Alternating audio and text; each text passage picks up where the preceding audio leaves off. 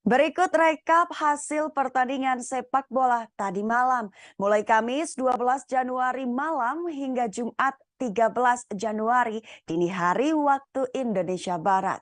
Di mana di dalam pertandingan mempertemukan antara Fiorentina versus Sampdoria, AS Roma versus Genoa, Real Betis versus Barcelona, dan Fulham versus Chelsea.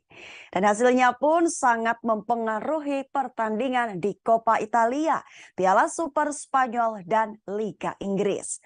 Pertama, rekap hasil pertandingan. Pertama, Fiorentina 1-0 atas Sampdoria. Di Coppa Italia pada Kamis 12 Januari 2023 di Stadion Artemio Franchi. Pencetak gol Antonin Barak di menit 25. Kemudian AS Roma menang tipis 1-0 atas Genoa di Coppa Italia pada Jumat 13 Januari, Stadion Olimpico. Pencetak gol Paulo Dybala di menit 65. Ketiga, Real Betis yang awalnya imbang 2-2, kemudian dimenangkan melalui adu penalti oleh Barcelona 4-2. Piala Super Spanyol pada Jumat 13 Januari, Stadion King Fahd, Arab Saudi. Pencetak gol Nabil Fekir di menit 77, Laurent Maren menit 101, Robert Lewandowski menit 40, dan Ansu Fati menit 93. Terakhir, Fulham menang tipis 2-1 atas Chelsea di Liga Inggris pada Jumat 13 Januari di Stadion Craven Cottage. Pencetak gol William pada menit 25, Carlos menit 73, dan Koulibaly menit 47. Kedua, ada sorotan keempat laga, Fiorentina versus Sampdoria. Antonin Barak mampu cetak gol tunggal di pertandingan yang sangat sengit ini. Melalui aksi individunya, Barak mampu melepaskan tembakan di menit 25. Luka Jovic sempat menambah keunggulan Fiorentina, namun sayang terjebak offside. Pertandingan yang cukup keras ini mendapatkan total 6 kartu kuning dan 1 kartu merah. Jason Murillo, pemain Fiorentina, harus dipaksa keluar pada perpanjangan waktu babak kedua, tepatnya pada 90+3. Dan hingga akhir menit pertandingan, skor pun tidak berubah bagi kedua tim. Kedua, AS Roma versus Genoa. AS Roma tampak buntu pada babak pertama pertandingan.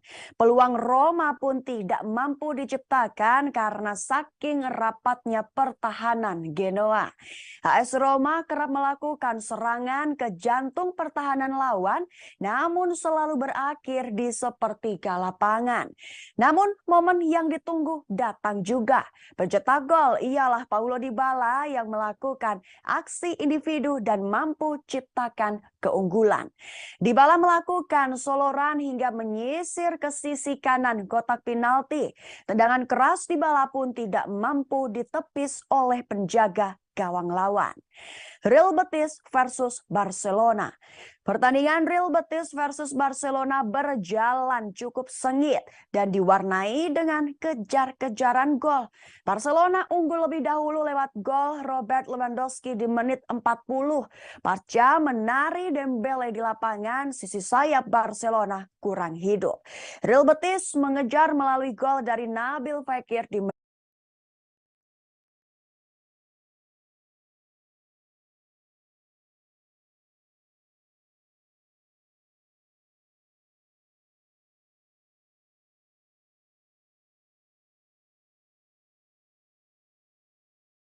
Kita beralih ke Piala Super Spanyol. Real Madrid berhasil menegaskan diri jika permainan mereka lebih mendominasi ketimbang Barcelona. Dan ada satu cerita menarik pada hasil kemenangan Real Madrid atas Barcelona itu adalah Valverde yang melakukan selebrasi ala Messi. Real Madrid sukses melaju ke partai final Piala Super Spanyol seusai mengandaskan Barcelona di babak 4 empat besar.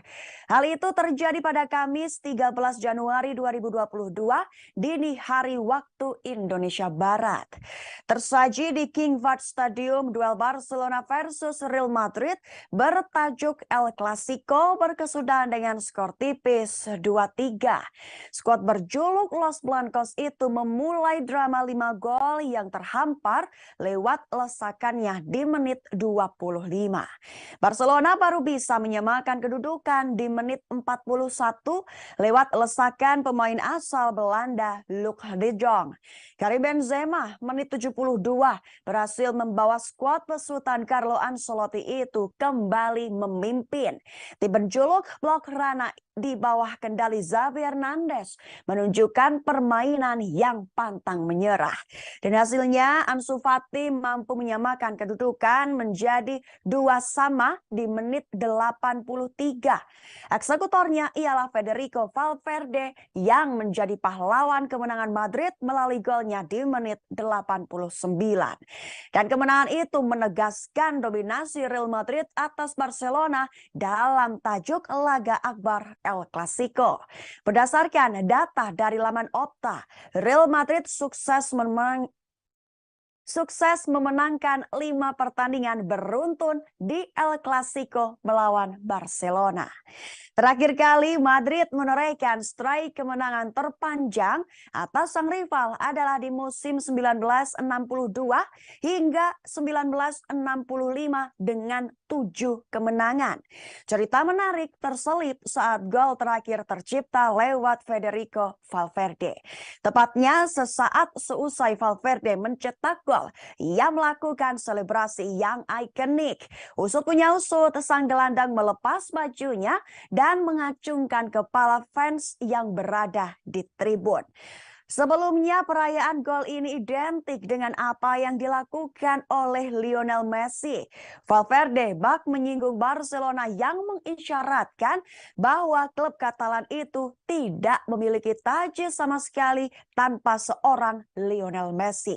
Sebagaimana yang diketahui, Barcelona memang mengalami keterpurukan setelah ditinggal Lionel Messi yang hijrah ke PSG. Berbagai perubahan sudah dilakukan pihak klub, termasuk memulangkan kembali Xavi Hernandez. Namun pada kenyataannya Barcelona benar-benar mengalami degradasi. Tidak hanya pada prestasi, namun juga permainan mereka. Xavi Hernandez yang ditunjuk sebagai entrenador baru belum bisa berbuat banyak. Di sisi lain, bagi Los Blancos, mereka berhak melaju ke partai final Piala Super Spanyol. Luka Modric CS hanya tinggal menunggu pemenang pertandingan antara Atletico Madrid versus Athletic Bilbao yang akan berlangsung dini hari nanti pada Jumat 14 Januari 2023.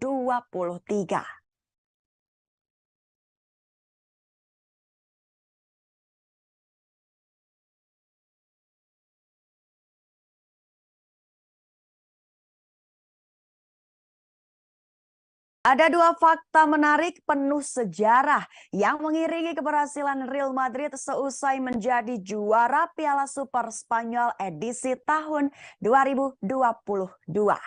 Real Madrid mampu menyegel gelar juara Piala Super Spanyol setelah mengandaskan perlawanan Athletic Bilbao pada Kamis 13 Januari 2023 dini hari tadi. Berlangsung di King Fahd Stadium, Real Madrid menang atas Athletic Bilbao dengan skor 2 gol tanpa balas. 2 gol kemenangan Real Madrid dihasilkan oleh Luka Modric menit ke-38 dan Karim Benzema menit 52.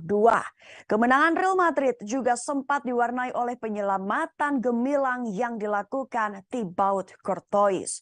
Penjaga gawang asal Belgia itu secara brilian mampu menepis tendangan penalti Raul Garcia di menit 89.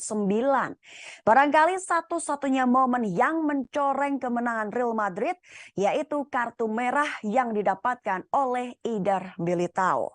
Real Madrid pun berhasil mempertahankan keunggulan 2 gol serta berhak menyegel gelar juara Piala Super Spanyol ke-12. Berikut adalah 2 fakta menarik yang mengiringi momen sejarah Real Madrid menjuarai Piala Super Spanyol 2022. Pertama, sentuhan magis Carlo Ancelotti. Carlo Ancelotti seakan menjadi jawaban yang tepat atas kepergian Zinedine Zidane dari kursi pelatih. Ex-pelatih AC Milan itu seakan mampu menjadi nahkoda baru yang tepat bagi Real Madrid dalam mengarungi musim ini. Dalam kesempatan keduanya melatih Real Madrid, Ancelotti mampu membuat timnya kembali garang melawan siapapun. Keberhasilan Real Madrid menjadi juara Piala Super Spanyol menjadi bukti terbaru sentuhan magis Ancelotti. Gelar juara Piala Super Spanyol terasa berharga bagi Ancelotti lantaran menjadi jenis trofi pertama sang pelatih. Kini Ancelotti tercatat telah memenangkan gelar juara bersama Real Madrid sebanyak 5 kali. Khusus gelar juara Piala Super Spanyol, trofi tersebut dijadikan Ancelotti sebagai manajer Italia pertama yang mengangkatnya dalam sejarah kompetisi. Performa brilian Real Madrid yang masih aktif dalam 3 kompetisi berbeda musim ini seakan menjadi peluang Ancelotti untuk mengejar trofi-trofi lainnya. Kedua, teror nyata Karim Benzema. Gawang Athletic Bilbao ternyata tidak hanya menjadi santapan lezat bagi Lionel Messi saja. Karim Benzema pun juga memiliki hal yang sama, yaitu berupa senang membobol gawang Athletic Bilbao. Di sepanjang karir, pemain timnas Prancis itu tercatat sudah mencetak 18 gol melawan Athletic Bilbao. Catatan tersebut menjadikan Athletic Bilbao sebagai lawan favorit Benzema di antara semua lawan yang pernah ia hadapi di semua kompetisi.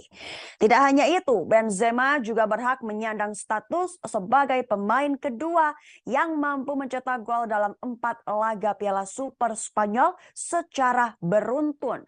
Torehan tersebut hanya kalah dari Lionel Messi yang sudah mencetak 8 gol dalam 5 edisi berbeda.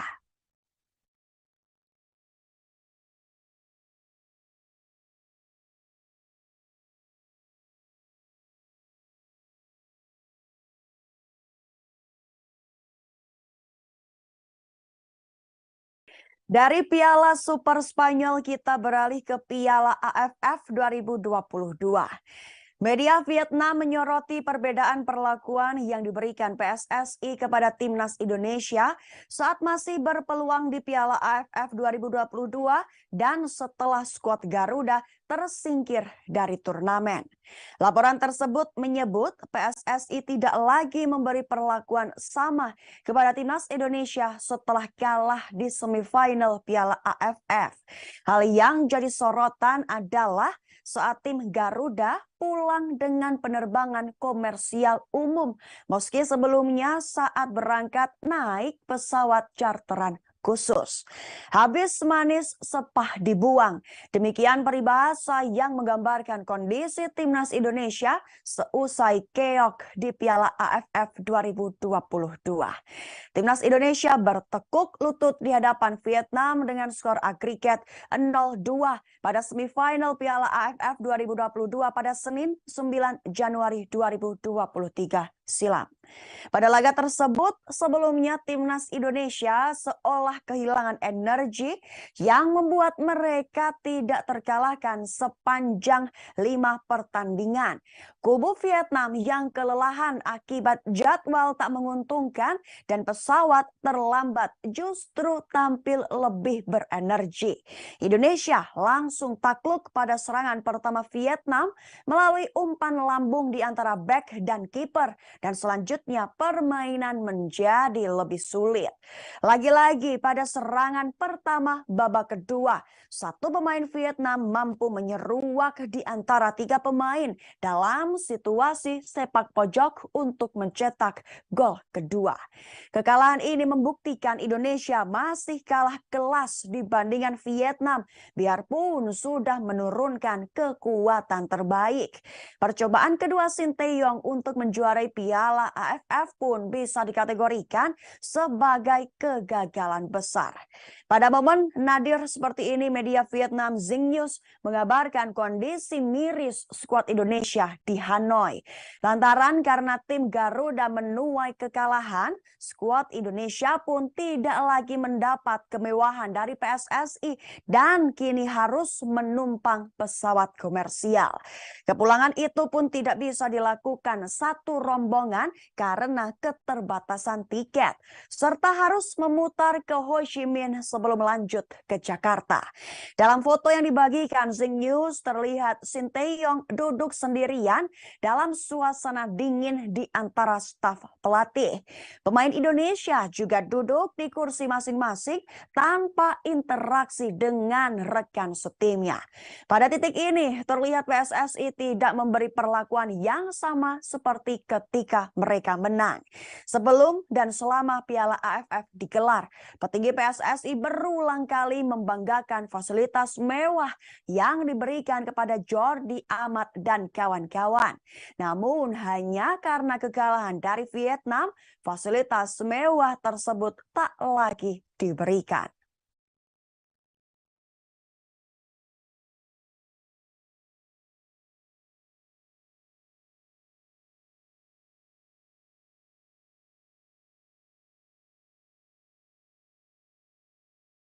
Ada 3 alasan mengapa supporter timnas Indonesia lebih menjagokan Thailand ketimbang Vietnam di final Piala AFF 2022. Final Piala AFF 2022 antara Vietnam versus Thailand akan melakoni leg pertama pada Jumat 13 Januari 2023. Pertandingan Vietnam versus Thailand akan digelar di Stadion Mai Dinh Hanoi, kick-off pukul 19:30 waktu Indonesia Barat. Pertama, Doan Van Hau, musuh abadi supporter Garuda. Vietnam terkenal dengan pemain kasarnya Doan Van Hau di posisi bek sayap. Van Hau kerap melayangkan tackle keras kepada pemain timnas Indonesia saat partai semifinal kemarin. Pada leg pertama di GBK, Van Hau melakukan tackle keras dengan 2 kali ke arah Dendi Sulistiawan. Permainan kurang sportif tersebut sangat merugikan timnas Indonesia. Pasalnya skuad Garuda sedang incar kemenangan kandang. Momen brutal tersebut bahkan tidak dihadiahi sang pengadil lapangan dengan kartu. Sedangkan di leg kedua di Stadion Mai Dinh, Van Hau kerap melakukan provokasi ke pemain Garuda.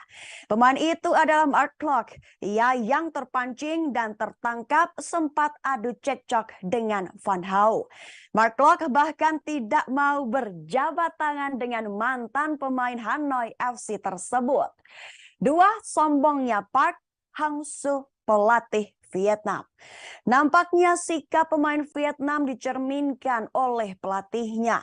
Park Hang-seo merupakan pelatih yang terkenal sombong. Ketika berjumpa di semifinal kontra timnas Indonesia, Hang-seo kerap menyombongkan rekornya. Rekor tersebut ia pegang setelah tidak terkalahkan kontra timnas Indonesia sejak Vietnam ditukanginya. Mendengar hal itu, Sinteyong, pelatih timnas Indonesia, sempat terpancing amarah. Dua kompatriot Korea Selatan ini bahkan tidak berjabat tangan ketika konferensi pers. Ketiga, Vietnam, musuh utama timnas Indonesia. Kali ini timnas Indonesia telah telah bertemu dengan semua finalis Piala AFF. Thailand yang berhadapan dengan timnas Indonesia di fase grup A penyisihan. Ketika itu pertandingan diakhiri dengan skor imbang 1-1. Garuda harus kalah 1 peringkat di klasemen karena kalah selisih gol dari Thailand. Sedangkan saat jumpa Vietnam, timnas Indonesia harus kandas di partai semifinal. Garuda tidak mampu cetak 1 gol pun ke gawang kiper Vietnam. Skor agregat 0-2 untuk keunggulan Vietnam tegaskan tiket ke partai final. Dan momen itulah yang menggugurkan perjuangan Garuda di Piala AFF 2022.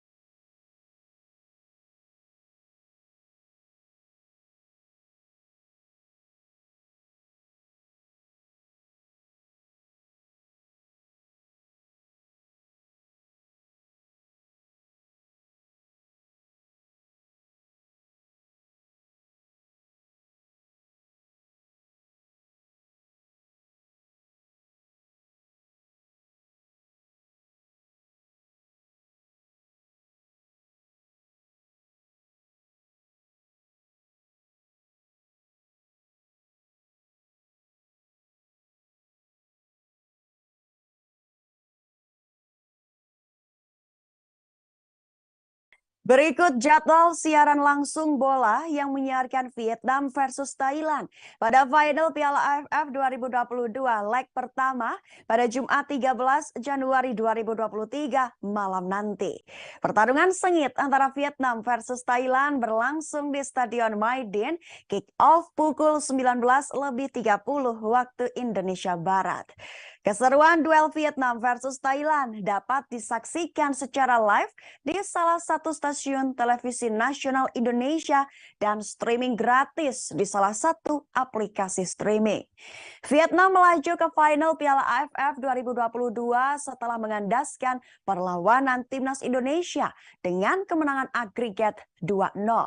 Adapun Thailand berhak mencapai final Piala AFF 2022 seusai menang agregat 3-1 atas Malaysia. Kini Vietnam dan Thailand akan saling berhadapan untuk mengakhiri Piala AFF 2022 sebagai jawara. Berikut jadwal Vietnam versus Thailand di final Piala AFF 2022. Leg pertama Jumat 13 Januari 2023, kick off pukul 19.30 waktu Indonesia Barat. Di sisi lain, partai final ini merupakan ulangan 14 tahun silam. Timnas Thailand dan Vietnam hanya bertemu 1 kali selama final Piala AFF. Tepatnya pada edisi Piala AFF 2008 dan Vietnam tampil sebagai juara. Skuad The Golden Star itu mampu memenangkan pertandingan dengan total agregat 3-2. Vietnam mampu curi gol terlebih dahulu di laga kandang dengan skor tipis 2-1. Sedangkan ketika bermain tandang, Vietnam mampu raih hasil imbang. Kemenangan tersebut menyumbang trofi pertama The Golden Star di Piala AFF. Perolehan cukup jauh dengan 6 trofi Piala AFF Thailand. Selain itu, ada juga wasit asal Indonesia yang turut ambil bagian di laga Vietnam versus Thailand. Indonesia patut berbangga karena sumbang 1 wasit di partai final Piala AFF 2022 Vietnam versus Thailand. Wasit itu adalah Thorik Al-Khatiri yang akan bertindak sebagai wasit keempat di partai final Piala AFF 2022 leg pertama. Wasit asal Indonesia ini akan temani Ko Hyung Jin sebagai wasit pertama, Ko Hyung Jin dan Park Kyun Yong yang bertindak sebagai asisten wasit. Semua wasit tersebut berasal dari negara yang sama dengan Park Hang-seo, yaitu Korea Selatan.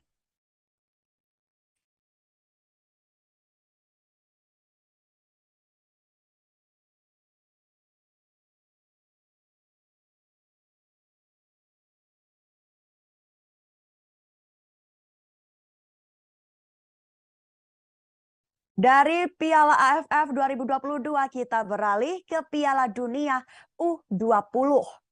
Berikut daftar negara yang pernah menjadi tuan rumah Piala Dunia U20. Dalam sejarahnya, Piala Dunia U20 pertama kali diadakan di Tunisia pada tahun 1977. Dan saat ini Indonesia tengah bersiap menyambut gelaran Piala Dunia U20 2023. Pasalnya, Indonesia akan menjadi tuan rumah Piala Dunia U20 2023 yang akan berlangsung pada 20 Mei hingga 11 Juni mendatang. Lantas, negara mana saja yang pernah menjadi tuan rumah Piala Dunia U20? Pertama, daftar tuan rumah Piala Dunia U20. Pada tahun pertama 1977, Tunisia. 1979 Jepang, 1981 Australia, 1983 Meksiko, 1985 Uni Soviet, 1987 Chile, 1989 Arab Saudi, 1991 Portugal, 1993 Australia, 1995 Qatar, 1997 Malaysia, 1999 Nigeria, 2001 Argentina, 2003 Uni Emirat Arab, 2005 Belanda, 2007 Kanada, 2009 Mesir, 2011 Kolombia, 2013 Turki, 2015 New Zealand, 2017 Korea Selatan, 2019 Polandia, dan 2023 Indonesia. Kedua, Indonesia jadi negara Asia Tenggara kedua. Sebelum Indonesia, Piala Dunia U20 pernah diselenggarakan di Malaysia. Malaysia berstatus tuan rumah Piala Dunia edisi 1997. Pada saat itu, timnas Argentina lah yang sukses keluar sebagai juara. Dalam mengunci status tuan rumah, Indonesia harus melewati beberapa tahapan yang cukup sulit. Bahkan Indonesia harus bersaing dengan Peru dan Brazil. Dan akhirnya Indonesia sukses memenangkan status tuan rumah Piala Dunia U20 edisi 2023. Kepastian Indonesia menjadi tuan rumah Piala Dunia U20 diperoleh setelah FIFA melakukan General Meeting di Shanghai, China pada Kamis 24 Oktober 2019 silam. Ketiga, sejarah Piala Dunia U20. Dikutip dari situs resmi FIFA, Piala Dunia U20 pertama kali diadakan pada tahun 1977 di Tunisia. Piala Dunia U20 merupakan sebuah kompetisi sepak bola yang mempertemukan tim nasional di bawah usia 20 tahun dari seluruh dunia. Pemerakarsa Piala Dunia U20 adalah Harry Javan, yakni wakil presiden FIFA kala itu. Harry adalah sosok yang fokus akan pengembangan sepak bola usia muda. Tak sendiri, Harry dibantu oleh João Havelange yang merupakan presiden FIFA edisi 1974-1998. Awalnya namanya bukan Piala Dunia U20. Saat digelar pertama kali, kompetisi sepak bola usia muda tersebut bernama Piala Dunia Pemuda FIFA. Nama Piala Dunia U20 baru digunakan pada edisi 2007 silam.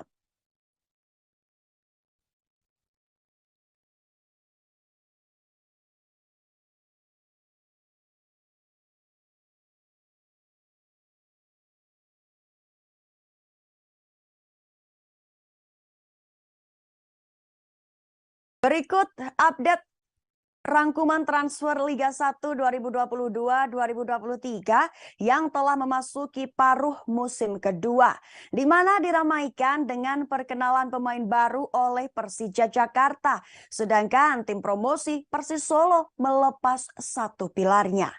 Update transfer Liga 1 2022 yang pertama datang dari Persija Jakarta. Tim asal ibu kota ini resmi merekrut ex-striker timnas U19 timnas Indonesia bernama Aji Kusuma. Sementara itu, tim promosi Persis Solo yang musim lalu menjuarai Liga 2 2021-2022 menyampaikan salam perpisahan dengan beknya Kevin Gomez. Pertama pemain anyar ketiga. Tim asal ibu kota Persija Jakarta telah memperkenalkan pemain anyar ketiganya pada bursa transfer Liga 1 paruh musim kedua. Pemain itu bernama Aji Kusuma yang berposisi sebagai striker. Ia dikontrak selama 1 tahun. Sebelum pindah ke Persija, pemain kelahiran Riau 23 tahun itu malang melintang di beberapa tim muda klub Liga 1 seperti PS TNI, Bali United, dan Borneo FC. Setelah itu, Aji melanjutkan karir ke Persika Karawang dan Persiba Balikpapan di kompetisi Liga 2 sejak tahun 2019. Pemain yang memiliki tinggi 176 cm itu pun sempat membela timnas U19 pada tahun 2018. Di level nasional, Aji pun sempat mencetak gol ke gawang timnas Jepang U19 bersama Indonesia dan Persika.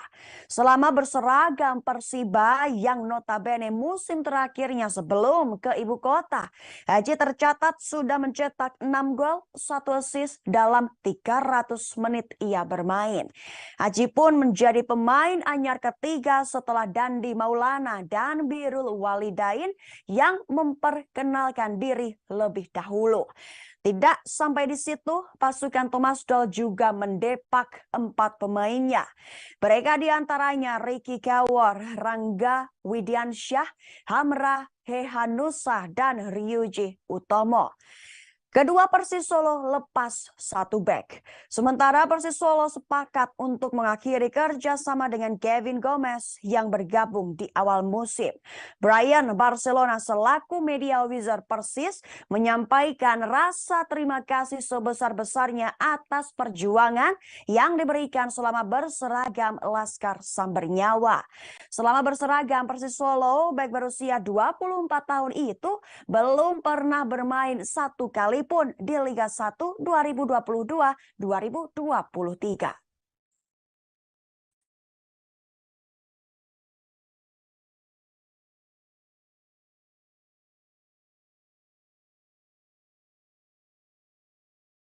Arema FC mendapatkan angin segar setelah Dinas Kepemudaan Olahraga dan Pariwisata Kabupaten Boyolali ulurkan tangan untuk menerima skuad Singoedan.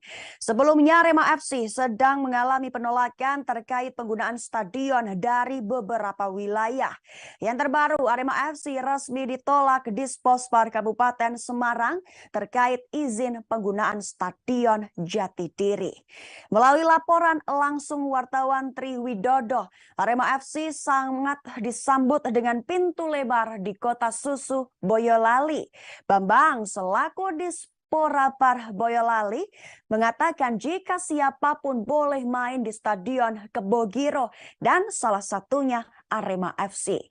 Stadion Kebogiro dinilai layak untuk menggelar pertandingan karena telah lolos risk assessment dari tim audit Mabes Polri. Stadion Kebogiro merupakan kandang dari Persibo Boyolali yang berada di Liga 3 Zona Jawa Tengah. Selain itu, ada juga klub Nusantara United FC yang bermain di Liga 2. Namun atas keputusan terakhir Liga 2 dan Liga 3 telah dibatalkan, maka secara resmi Stadion Kebogiro akan nganggur. Dan itu menjadi kesempatan bagi Arema FC untuk menggunakan stadion tersebut. Namun hingga kini belum ada keputusan terkait banting setir Arema FC ke Stadion Kebogiro. Hal tersebut bisa dipastikan karena Arema FC menunda laga perdana kandang karena tidak dapat markas sementara. Sebelumnya, laga kandang Arema FC versus Borneo FC Samarinda harusnya digelar di Semarang atau Bantul pada 15 Januari 2023. Namun dari pihak klub telah merilis pernyataan resmi terkait penundaan pertandingan tersebut. Arema FC pasrah kepada keputusan PSSI yang akan memberikan rekomendasi home base. Nampaknya Singoedan sudah kelelahan cari solusi kandang sementara.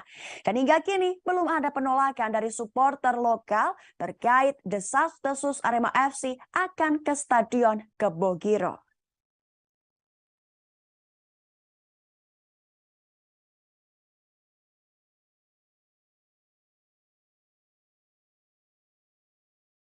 Dari Liga 1 kita beralih ke Liga 2.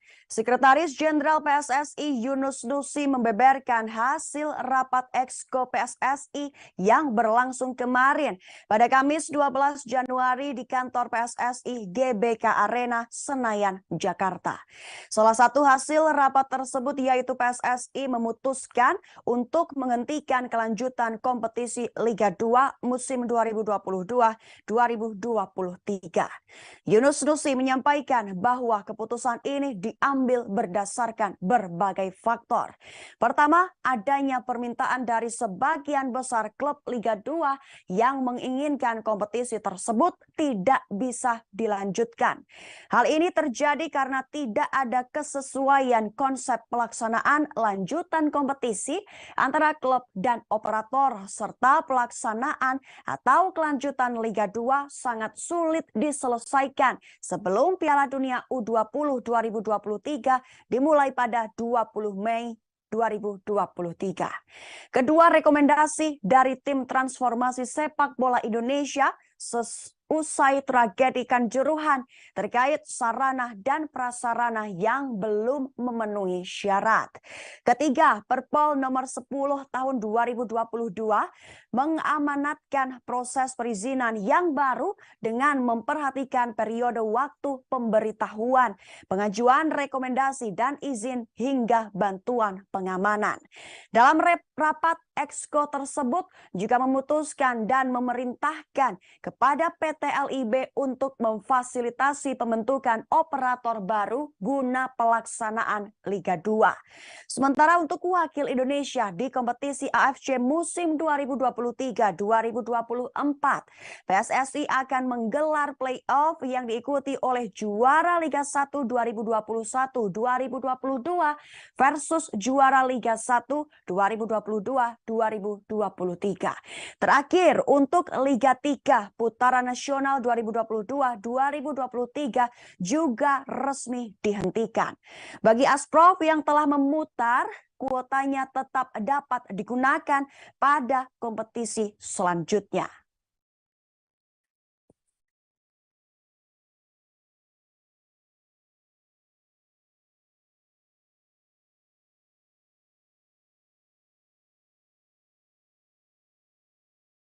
Imbas dari batal digelarnya Liga 2 2022, salah satu YouTuber Indonesia, Atta Halilintar, memberi sinyal akan mengundurkan diri dari kepengurusan klub.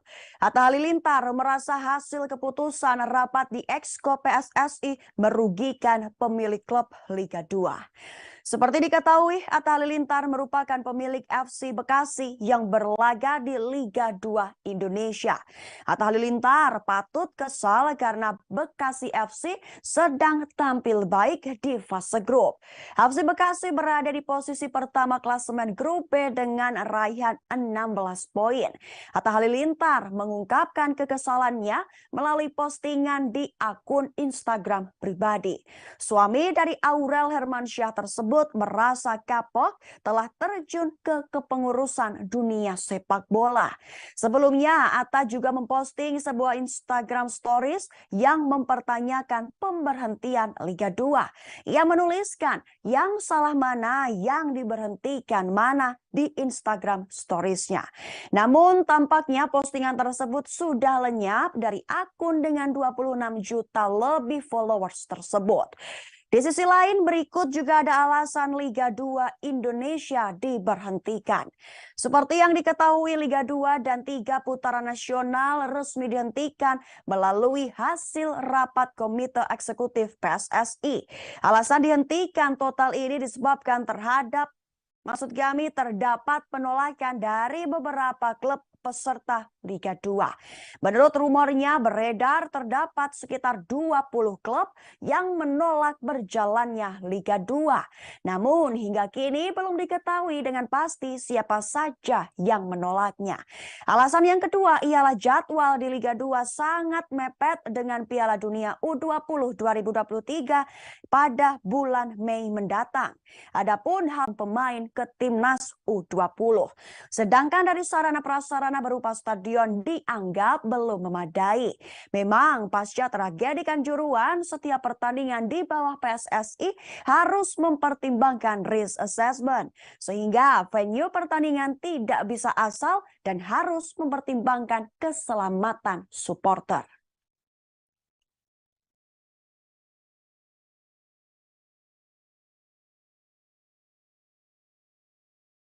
Ex pemain timnas Indonesia Hamka Hamzah belak-belakan merasa keberatan dengan dihentikannya Liga 2 dan 3 Indonesia. Ia pun meminta kepada Presiden Jokowi agar PSSI ungkap transparansi hasil rapat batal bergulirnya Liga 2 dan 3. Sebelumnya kepastian berhentinya Liga 2 dan 3 diungkapkan oleh Yunus Nusi selaku Sekjen PSSI pada Kamis 12 Januari 2023. Menyikapi situasi ini, Hamka Hamzah meminta kejelasan kepada PSSI terkait transparansi alasan mengapa sampai Liga 2 dihentikan. Bahkan bek yang kini memperkuat FC Bekasi itu meminta bantuan Presiden Jokowi agar masalah ini segera menemukan titik terang. Semua ungkapan kekesalan Hamka itu dituangkan melalui akun resmi Instagramnya di @hamka3hamzah. Pria kelahiran Makassar tersebut memposting lebih dari 3 kali pasca keputusan Liga 2 dan 3 dihentikan. Hamka Hamzah menyoroti salah satu alasan mengapa Liga 2 dihentikan. Poin yang menjadi titik berat adalah terdapat 20 klub yang tidak ingin Liga 2 dilanjutkan. Namun pihak PSSI tidak menyebutkan klub mana saja yang menolak. Maka hal tersebut akan menimbulkan polemik yang berkepanjangan. Bahkan setiap klub akan merasa curiga dan saling tuduh satu sama lain. Selanjutnya, alasan dihentikannya Liga 2 yang lain adalah terkait masalah infrastruktur stadion. Mengingat kini penyelenggaraan pertandingan harus melalui risk assessment dari tim Mabes Polri, maka tidak sembarang stadion dapat diajukan. Stadion harus memenuhi syarat kelayakan yang mempertimbangkan aspek keamanan. Hamka Hamzah memberikan usulan kelanjutan Liga 2 dapat menggunakan sistem bubble. Sebenarnya sistem ini tidak asing di Indonesia. Bahkan Liga 1 juga menggunakan sistem tersebut untuk merampungkan putaran pertama pada Desember 2022 lalu. Sistem bubble sendiri merupakan sistem di mana kompetisi yang biasanya menerapkan skema kandang dan tandang diubah menjadi 6 seri. Sistem menerapkan sentralisasi venue pertandingan. Artinya laga untuk sebuah seri diselenggarakan di tempat yang sudah disiapkan. Seharusnya jika solusi itu diterapkan bisa digunakan bagi Liga 2 untuk merampungkan pertandingan mereka. Dan yang terakhir, Hamka Hamzah juga meminta pertolongan pada Presiden Republik Indonesia Joko Widodo. Hamka Hamzah meminta tolong Jokowi untuk mengusut tuntas masalah tersebut. Pemain 38 tahun itu juga memohon agar Jokowi dapat menemukan siapa dalang di balik semua itu. Hamka merasa alasan dari PSSI kurang transparan, maka dari itu banyak menimbulkan spekulasi di khalayak.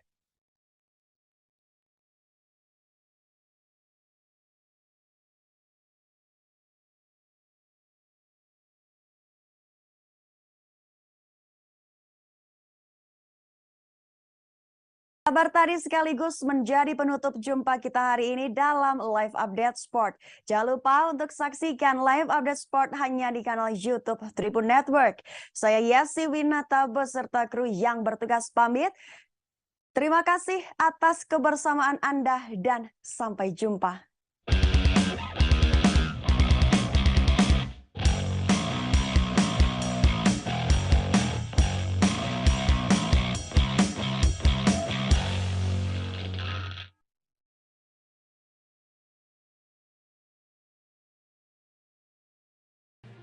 Tribun News Live Update. Tanggal 21. Selamat siang Tribuners, selamat sore Tribuners, selamat petang Tribuners, Anda sedang menyaksikan live update. Informasi teraktual dan terupdate dari siang hingga petang kami sajikan untuk Anda. Menewaskan 2 orang penumpang, yang mana kedua penumpang Kami perdalam dengan laporan langsung dari lokasi kejadian dan narasumber terpercaya. Benar-benar menghukum mereka-mereka yang terlibat, menghentikan terduga pelaku yang ingin laporan terkait peristiwa pompong hilang kontak menabrak sejumlah pemotor yang melintas tepat. Saksikan live update siang, sore, dan petang hanya di channel YouTube Tribun News.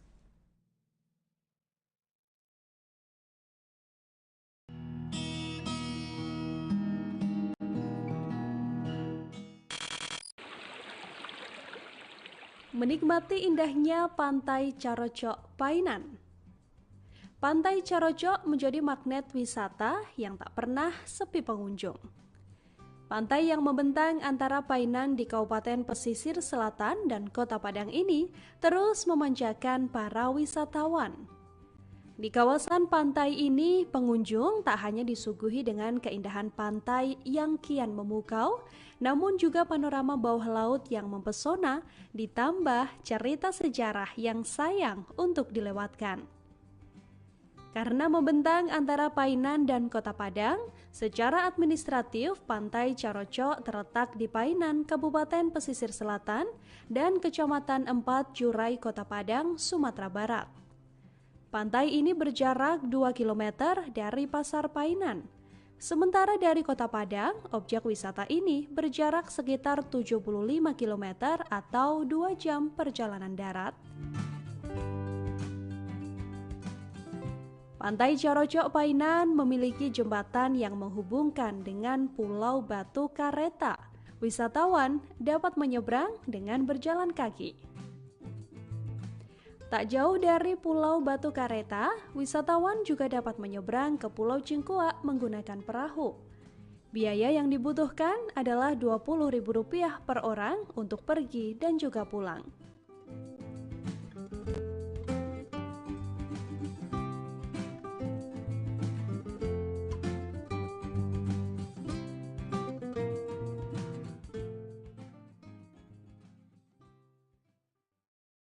Terima kasih sudah nonton. Jangan lupa like, subscribe, dan share ya.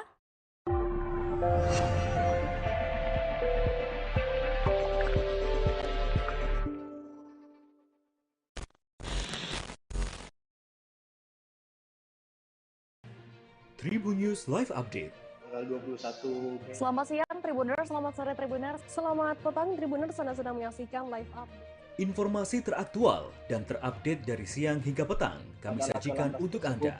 Menewaskan 2 orang penumpang, yang mana kedua penumpang Kami perdalam dengan laporan langsung dari lokasi kejadian dan narasumber terpercaya. benar-benar menghukum mereka-mereka yang terlibat, menghentikan terduga pelaku yang ingin laporan terkait peristiwa pompong hilang kontak Menabrak sejumlah pemotor yang melintas tepat. Saksikan live update siang, sore, dan petang hanya di channel YouTube Tribun News.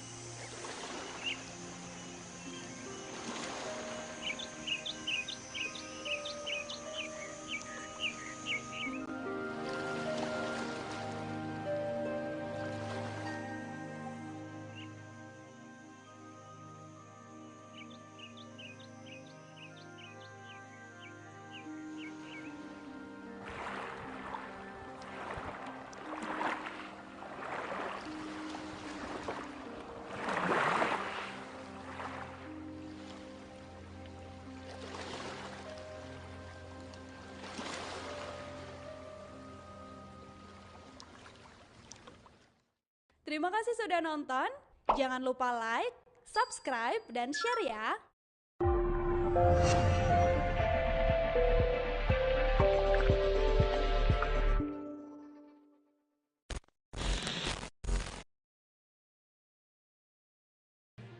Tribun News Live Update.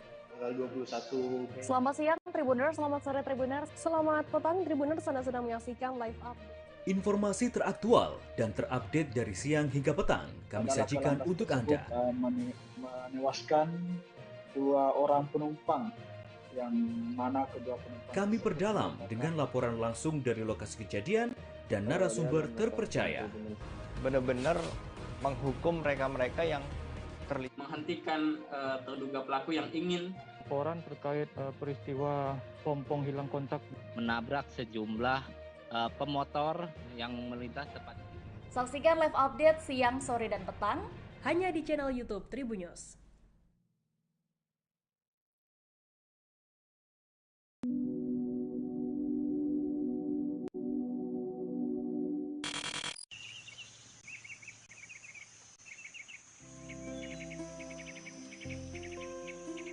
Kota Manokwari menyimpan tempat wisata alam yang ada di tengah kota. Seperti misalnya Taman Wisata Alam Gunung Meja yang berlokasi di Jalan Brawijaya nomor 40 Manokwari Timur, Distrik Manokwari Barat, Kabupaten Manokwari. Taman Wisata Alam Gunung Meja memiliki luas 500 hektar dan berfungsi sebagai paru-paru kota Manokwari sejak zaman penjajahan Belanda dan Jepang. Taman wisata ini juga merupakan hutan lindung serta hutan penelitian. Kawasan wisata ini juga merupakan rumah bagi flora dan fauna yang cukup beragam.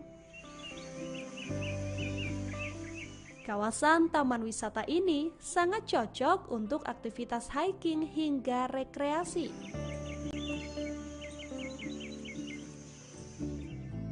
Taman ini pun buka setiap hari selama 24 jam.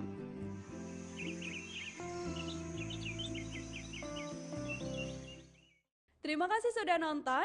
Jangan lupa like, subscribe, dan share ya.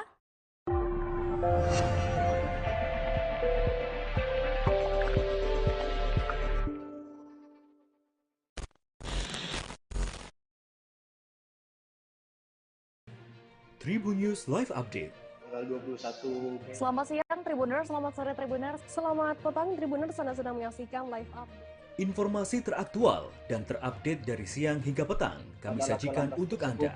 menewaskan 2 orang penumpang yang mana kedua penumpang Kami perdalam dengan laporan langsung dari lokasi kejadian dan narasumber terpercaya.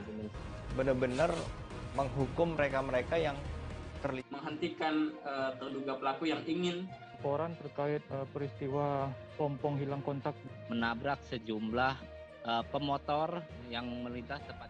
Saksikan live update siang, sore, dan petang Hanya di channel YouTube Tribun News.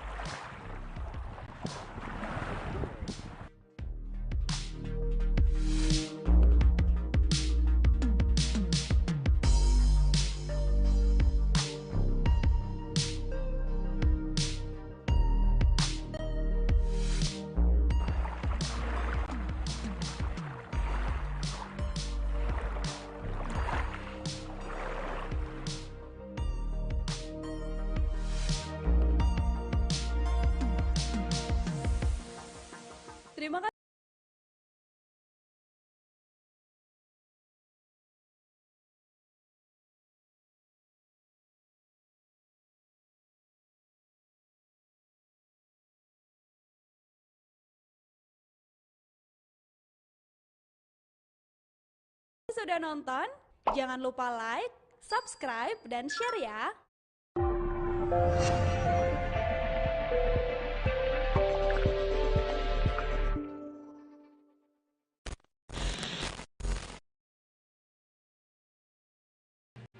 Tribun News Live Update.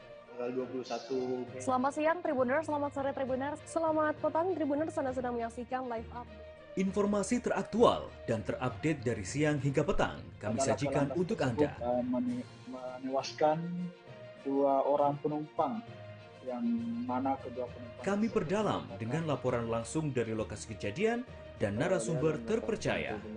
Benar-benar menghukum mereka-mereka yang terlibat. menghentikan terduga pelaku yang ingin Laporan terkait peristiwa pompong hilang kontak. menabrak sejumlah pemotor yang melintas tepat. Saksikan live update siang, sore, dan petang Hanya di channel YouTube Tribun News.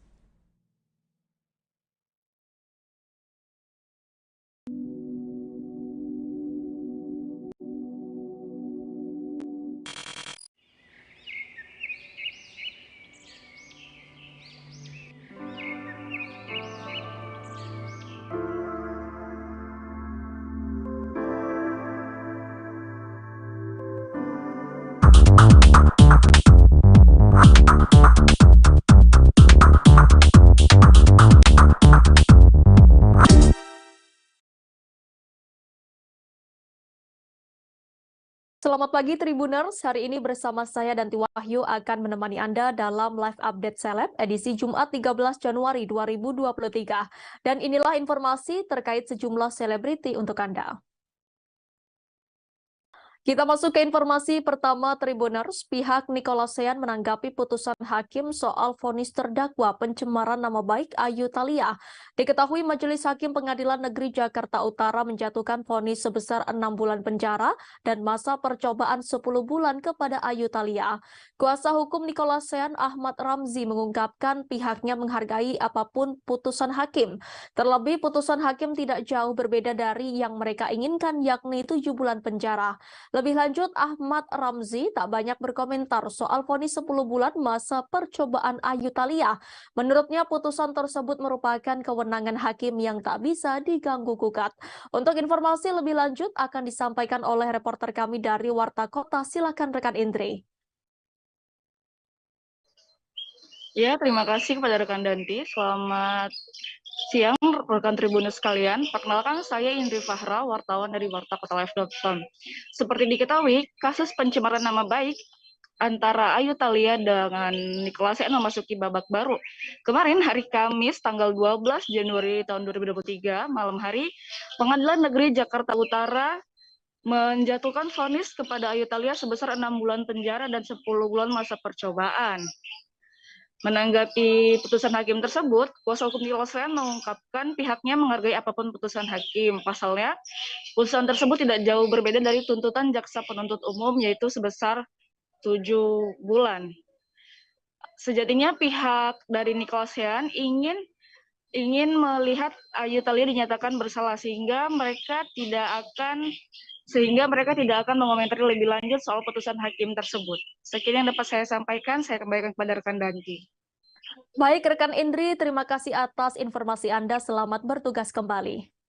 Kita ke informasi selanjutnya Tribuners. Verrel Bramasta tak bisa membohongi dirinya bahwa ia sangat emosi pada Ferry Irawan, suami sang mama Vena Melinda.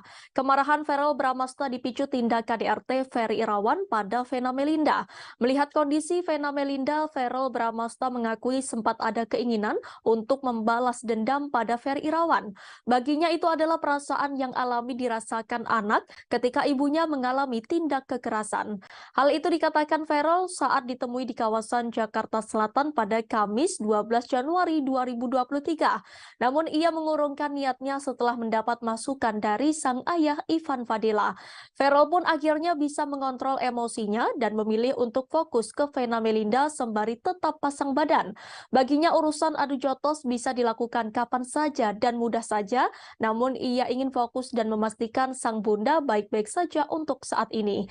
Di sisi lain, Verrel Bramasta mencurahkan mencurahkan isi hatinya yang pilu setelah tahu sang bunda mengalami KDRT. Hati Verrel Bramasta sangat hancur. Ada rasa sedih dan marah saat tahu Ferry Irawan menyakiti Vena Melinda, ibu yang melahirkannya. Akan tetapi sebagai anak Vena Melinda yang paling tua, Verrel mengaku bahwa ia harus bisa mengambil keputusan bijak dalam masalah ini. Ia tak ingin mengedepankan emosi sehingga melupakan ibundanya. Bagi Verrel, yang terpenting adalah menemani Vena Melinda. Meski diakui setelah kembali ke Jakarta dan menjalani semuanya, ia baru kembali merasakan sedih dan marahnya terhadap tindakan Ferry Irawan. Verrel yang sedang berlibur di Jepang terbang langsung ke Surabaya untuk menemani ibundanya menjalani BAP di Polda Jawa Timur kemarin pada Kamis 12 Januari 2023. Selesai menjalani BAP, keduanya pun langsung memutuskan kembali ke Jakarta. Ferry Irawan sendiri sudah ditetapkan sebagai tersangka atas laporan Vena Melinda. Sementara itu dalam akun TikToknya, Verrel menceritakan detik-detik perjuangan menemui sang mama. Verrel mengaku tidak sabar untuk bertemu dan mengetahui kondisi ibu dua anak itu. Ia pun terlihat mengetuk pintu kamar dan menekan bel selama beberapa kali, tapi belum dibuka. Hingga beberapa saat muncul sang adik Atala Naufal yang membukakan pintu. Verrel langsung memeluk sang ibu yang duduk di tepi kasur seakan telah menunggu kedatangan. Raut sedih tampak terlihat di wajah Verrel Bramasta, sedangkan Vena Melinda tampak tenang di samping sang anak.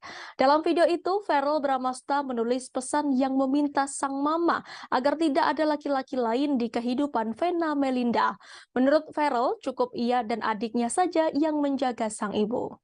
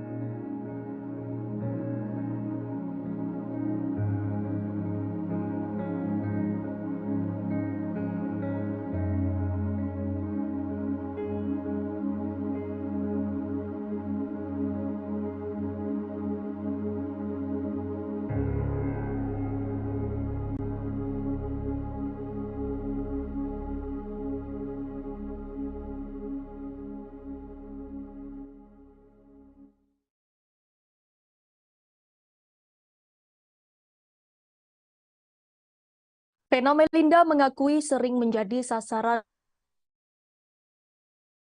Ferry Irawan. Diketahui KDRT kepada Vena Melinda terjadi pada Minggu 8 Januari 2023. Foto Vena pun sempat beredar mengalami pendarahan di hidungnya. Ibu dari artis Verrel Bramasta tersebut mengakui menjadi korban KDRT sang suami sejak 3 bulan terakhir. Hal itu dikatakan Vena Melinda saat datang ke Polda Jatim untuk melanjutkan pemeriksaan sebagai korban dugaan KDRT pada Kamis 12 Januari 2023. Di hadapan awak media, Vena Melinda memperlihatkan serta menceritakan secara gamblang perlakuan kasar Ferry Irawan. Diketahui kejadian KDRT itu terjadi saat Vena dan Ferry berada di dalam kamar sebuah hotel bintang 4 di kawasan Jalan Doho, Kemasan, Kota Kediri pada Minggu 8 Januari 2023. Vena Melinda saat itu dalam kondisi terlentang di atas kasur. Kedua tangannya dipegangi atau dikunci oleh Ferry Irawan. Hidung Vena pun ditindih oleh Ferry Irawan, tepatnya dengan dahi dan dilakukan dengan begitu kuat. Vena Melinda berusaha minta tolong, bahkan hingga berteriak lantaran dirinya tidak bisa melakukan perlawanan. Namun tindakan tersebut akhirnya dihentikan Ferry saat Vena berusaha sekuat tenaga berteriak meminta tolong berkali-kali agar Ferry menghentikan tindakannya. Saat Vena mulai beranjak dari kasur, dirinya merasakan darah mengucur deras dari hidungnya. Darah Vena pun sampai berceceran di perabotan dan lantai kamar hotel. Vena juga mengatakan Ferry Irawan beberapa kali melakukan tindak kekerasan terhadapnya. Vena pun menunjukkan beberapa bagian wajah dan memperagakan secara sederhana perlakuan kasar sang suami di hadapan awak media.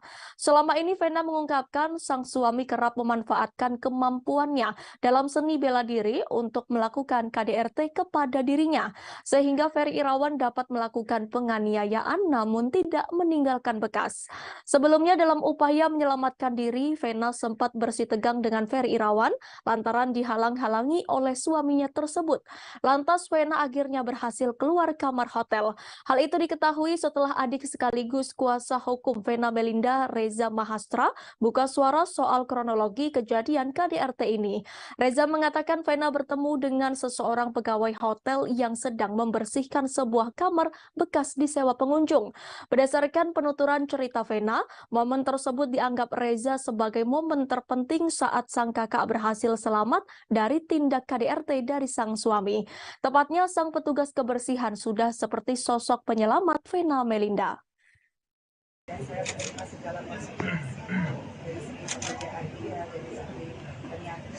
Apa yang kamu dengar? Yang keberapa itu? Yang ketiga, ya.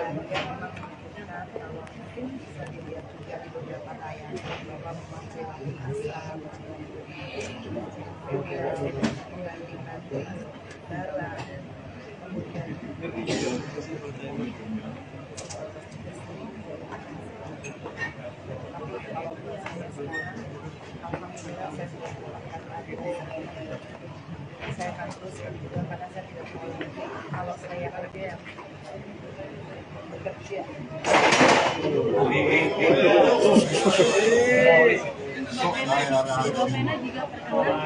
Lanjut.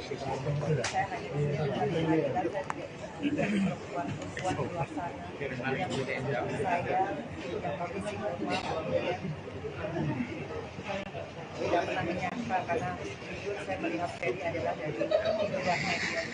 Saya pikir masalahnya dia tidak pernah saya jadikan saya pikir meskipun ditanya jelek, tapi saya yakin kalau dia memang benar-benar tidak. Pada saat saya berdarah-darah, usia dia tidak pernah menghalang-halangi saya untuk saya meminta bantuan. Saya waktu berdarah begitu banyak, saya mau ambil handphone saya ditarik. Saya mau ambil telepon hotel, uang saya ditarik. Kemudian saya berhasil keluar. Berkode dulu Allah yang membuat saya bisa lari.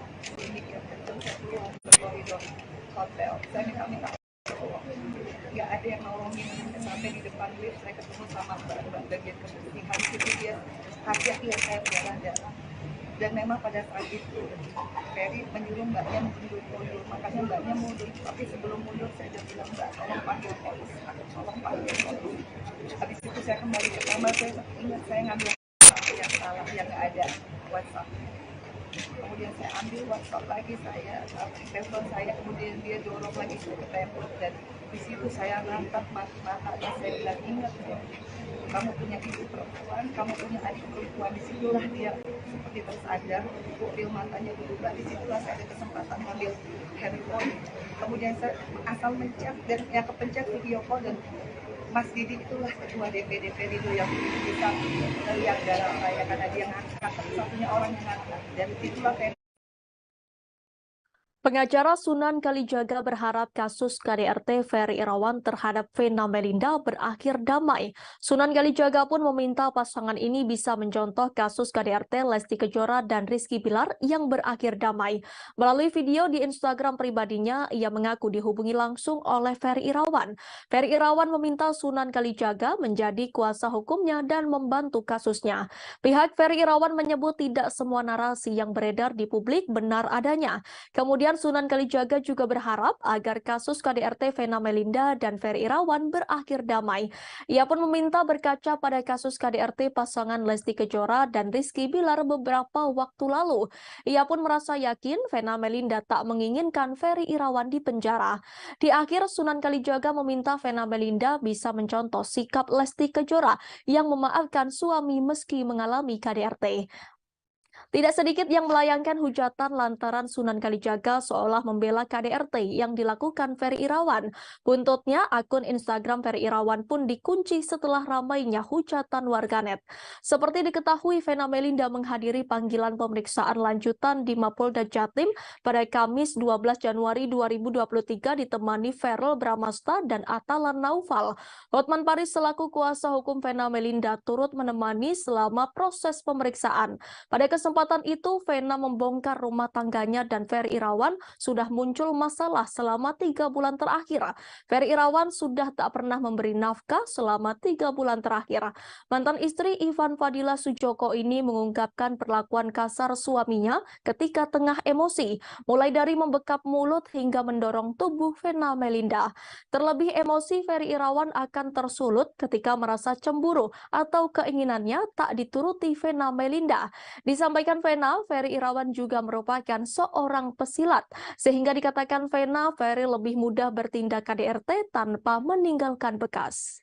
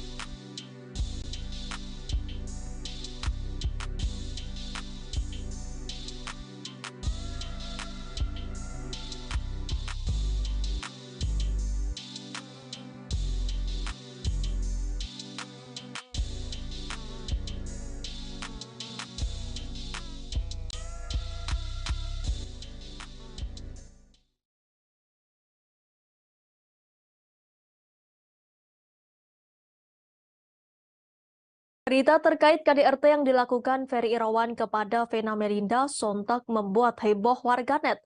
Bahkan dari kasus KDRT membuat banyak orang mencari tahu terkait Ferry Irawan dari masa lalu hingga media sosialnya.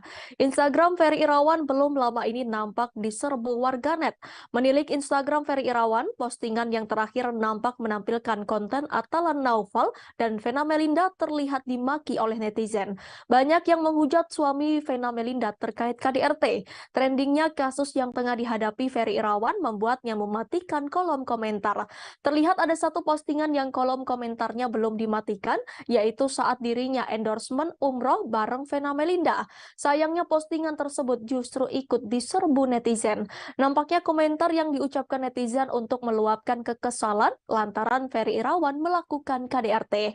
Ferry Irawan terlihat seperti tak mau mendengar komentar yang membuatnya kena mental. Lebih lanjut, baru saja Vena Melinda mendatangi Mapolda Jatim untuk melakukan BAP tambahan. Vena Melinda akhirnya menampakkan diri di depan publik pasca mengalami KDRT.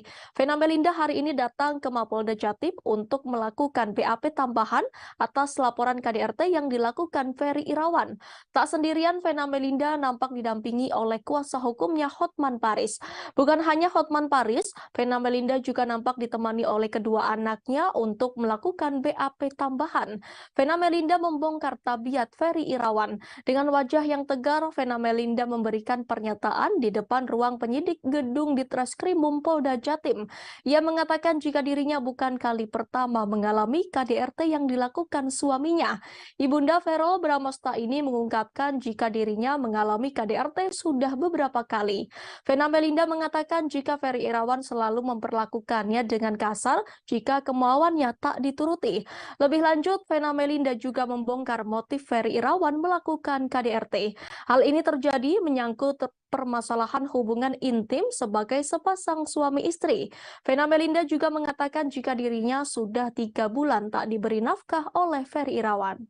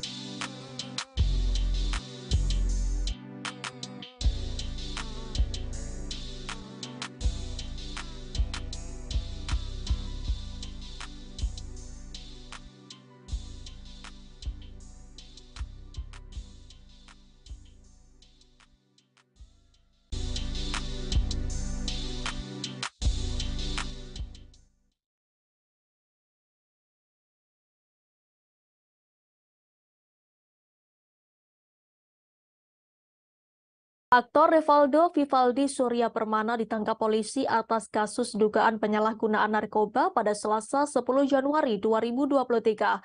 Pemeran serial Serigala Terakhir 2 itu diamankan saat berada di apartemen miliknya di Green Pramuka Park, Jakarta Pusat.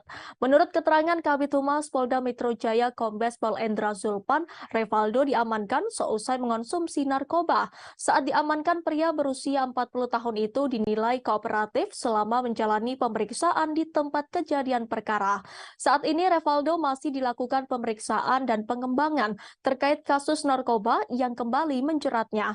Pihak kepolisian masih melakukan perkembangan terkait dugaan Revaldo masuk dalam jaringan narkotika. Sebab ini merupakan ketiga kalinya aktor Revaldo ditangkap karena kasus narkotika. Diketahui kondisi Revaldo dalam keadaan baik saat berada di Reserse Narkoba Polda Metro Jaya. Selain itu, pemeriksaan Revaldo ditemani oleh tim Bidokes Polda Metro Jaya untuk menghindari gangguan lain terkait penyalahgunaan narkotika. Sementara itu, polisi mengamankan Revaldo dari TKP pertama di kawasan Cempaka Putih yang kemudian dikembangkan ke TKP kedua di kawasan Kebayoran Baru. Di TKP kedua, polisi menemukan barang lain selain ganja dan sabu-sabu saat penangkapan Revaldo. Polisi mendapati 2 butir pil ekstasi bersama beberapa alat isap di TKP kedua yang diyakini sebagai tempat tinggal bintang sinetron tersebut. Sekedar informasi, Revaldo pernah diamankan oleh polisi pada 10 April 2006 lalu karena tersandung kasus narkoba. Pada 30 Agustus, hakim memutuskan hukuman 2 tahun penjara dan denda senilai 1 juta karena terbukti memiliki sabu. Tak hanya itu, Revaldo kembali berurusan dengan pihak kepolisian. Pada 21 Juli 2010, Revaldo ditangkap polisi atas kasus narkoba. Polisi berhasil menemukan sabu-sabu seberat 50 gram sebagai barang bukti. Terkait kasus tersebut, Revaldo dijatuhi hukuman 5 tahun penjara.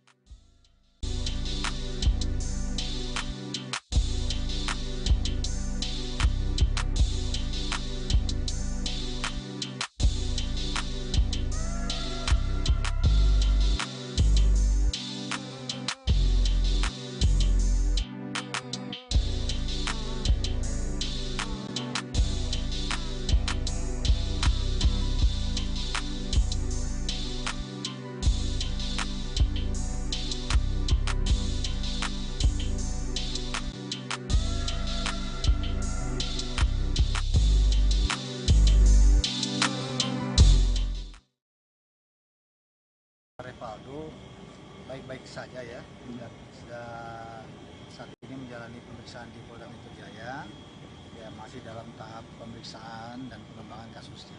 Pak, selama 2 hari ditahan dan juga diperiksa sama penyidik, kondisinya maksudnya sempat ada sakau nggak sih Pak? Sementara kan barang bukti yang diamankan cukup banyak kan ya? Sakau nggak ada ya, kondisinya terkendali ya, saat ini normal ya, di bawah pengawasan kita kan ada tim kesehatan dari Dokes Polda Metro Jaya juga. Pas ditangkap Revaldo habis pakai kah Pak atau seperti apa Pak? Ya kira-kira begitu ya. Dia ditangkap sendirian Pak atau sama? Perlawanan maksudnya? Dari Revaldo? Nggak ada ya. Nggak ada Pak, semuanya aman terkendali. Ya. Dari istri atau itu dari pengacaranya mungkin dia udah nengokin Pak, udah besok Pak? Untuk sementara kita udah hubungin pihak keluarganya ya. Nah, saya belum tahu apa ada yang besok atau belum ya. Ada permintaan khusus nggak sih dari Revaldo, kan mengingat dia kan seorang artis, itu ada permintaan atau makanan atau apa? Oh tentunya perlakuan sama ya, tidak memandang yang bersangkutan statusnya sebagai artis ya, perlakuan ini sebagai posisinya sebagai saat ini yang kita periksa dengan tentunya kedapatan menggunakan narkotika dengan barang bukti sabu dan juga ganja serta ekstasi, dan juga catatan kepolisian yang bersangkutannya sudah berulang kali melakukan hal seperti ini, tentunya tidak ada perlakuan khusus yang bersangkutan. Pak, kan ini udah ketiga kalinya Pak, ancaman hukumannya akan lebih berat kah atau seperti apa Pak? Ya tentunya sangat kita sayangkan ya, hal seperti ini terulang kembali dilakukan oleh saudara Revaldo.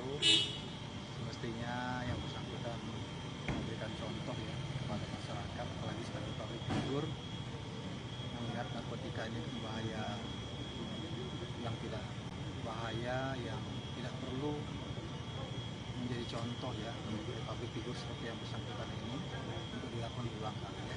Pak, ada indikasi jadi pengedar di kalangan artis nggak Pak?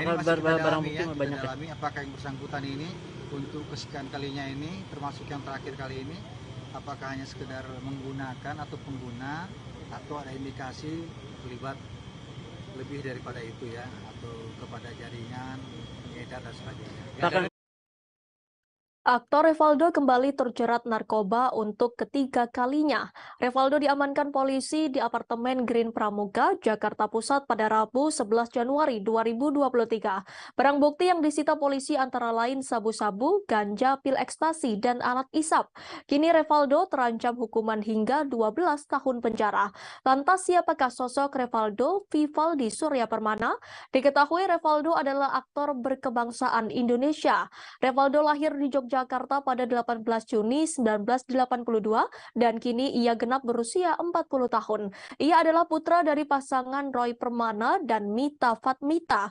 Pemilik nama asli Vivaldi Suryapermana ini memulai debutnya sebagai aktor dalam sinetron Ada Apa Dengan Cinta. Pada 20 April 2016, Revaldo menikah dengan Indah Puspitasari. Revaldo mengawali karirnya sebagai seorang model. Tahun 2003, Revaldo mulai melebarkan sayapnya ke dunia seni peran. Karirnya sebagai pemain sinetron kian meroket. Tahun 2004, ia membintangi sinetron Ajari Aku Cinta. Setelah itu, ia mulai melebarkan sayapnya ke film layar lebar. Masih di tahun yang sama, Revaldo bermain dalam film pertamanya 30 Hari Mencari Cinta. Selain itu, ia juga membintangi beberapa film lainnya seperti Nama Kudik, Love for Sale 2, hingga yang terbaru Hidayah. Revaldo juga merambah ke web series beberapa web series yang ia bintangi, antara lain Serigala Terakhir The Series, Star Stealer, dan Melancholia.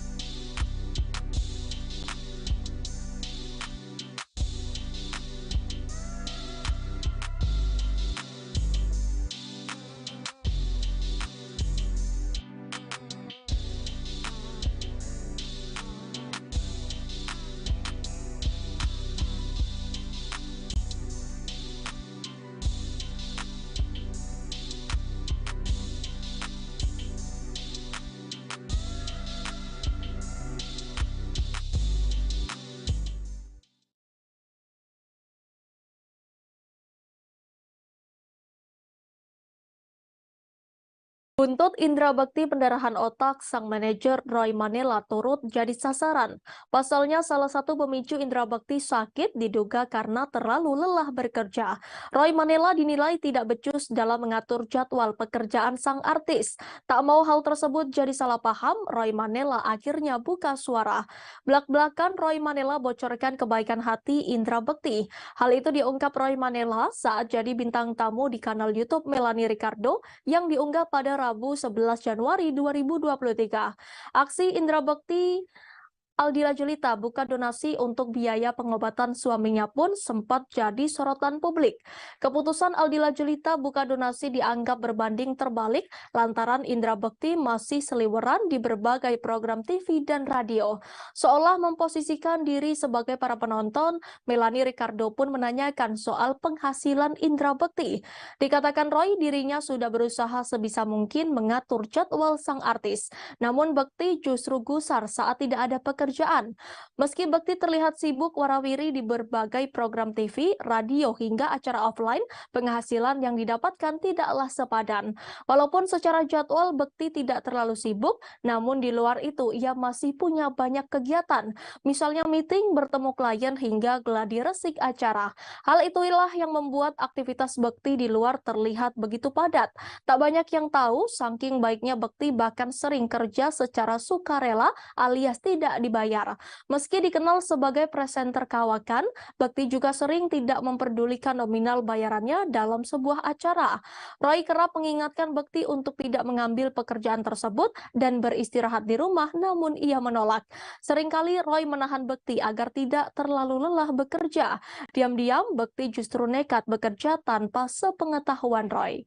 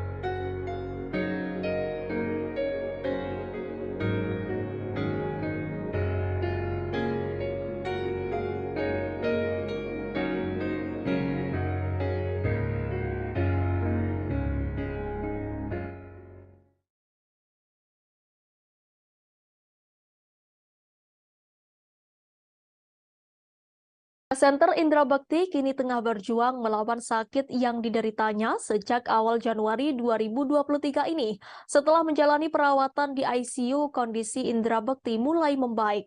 Meski kondisinya masih belum maksimal, Indra Bekti sudah sadar dan makin membaik. Sang istri Aldila Julita mengatakan kini Bekti telah keluar dari ICU dan berada di kamar perawatan di rumah sakit. Aldila berharap kondisi suaminya terus membaik dan segera pulih. Berkaca dari kejadian sang suami, Aldila Julita kini mulai memperhatikan asuransi untuk keluarganya. Hal itu diungkapkan Aldila Julita lewat unggahan Instagramnya pada Kamis 12 Januari 2023. Melalui unggahan terbarunya, Aldila menyebutkan perlindungan kesehatan untuk keluarganya kini ia anggap penting. Aldila juga menyebutkan sebelum sakit, Indra Bekti sudah memiliki asuransi. Namun karena alasan tertentu, asuransi itu tidak dapat diklaim. Ibu dua anak itu menambahkan akan memperhatikan perlindungan kesehatan untuk anak-anaknya. Aldila juga menyebutkan mendapat pelajaran dari kejadian yang menimpa sang suami. Lebih lanjut, ia menambahkan saat ini sudah memiliki asuransi dan berharap tidak menyusahkan orang lain. Diketahui Indra Bekti mengalami pecah pembuluh darah pada kepala dan dilarikan ke rumah sakit sejak Rabu 28 Desember 2022 lalu. Kini kondisi Indra Bekti semakin membaik. Hal itu diketahui lantaran ia sudah dipindahkan dipindahkan dari ruang ICU ke rawat inap Rumah Sakit Abdi Waluyo, Jakarta Pusat. Kabar itu diungkapkan Aldila Jelita melalui unggahan Instagram story miliknya pada Rabu 11 Januari. Dalam unggahan itu, Aldila memperlihatkan bekti yang berbaring di kasur dalam ruangan yang berbeda dari sebelumnya. Ia mengucap syukur karena sang suami sudah dipindahkan ke ruang rawat inap. Aldila berharap kondisi Indra Bekti tetap stabil dan membaik hingga 4 hari ke depan untuk menjalani perawatan di ruang rawat inap.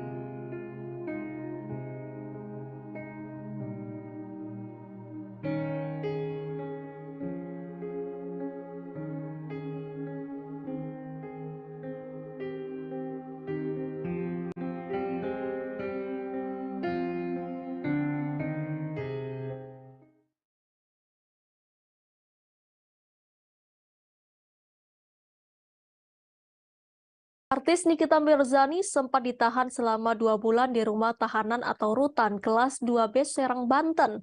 Namun syukurnya pada 29 Desember 2022 lalu, ibu 3 anak itu divonis bebas oleh Pengadilan Negeri Serang atas kasus pencemaran nama baik yang dilaporkan Dito Mahendra. Selama 2 bulan mendekam di penjara, Nikita Mirzani mengaku dirinya telah merenovasi toilet di penjara menjadi lebih bagus. Hal tersebut dilakukan Nikita Mirzani lantaran prihatin atas keadaan toilet dan air bersih di dalam penjara. Hal itu diungkapkan Nikita dilansir dari kanal YouTube-nya Crazy Nick Miril. Nikita pun melanjutkan kisahnya yang sampai merenovasi toilet penjara demi kenyamanannya. Lanjut Nikita, ia mengaku tak pernah memakan makanan yang disediakan di rutan.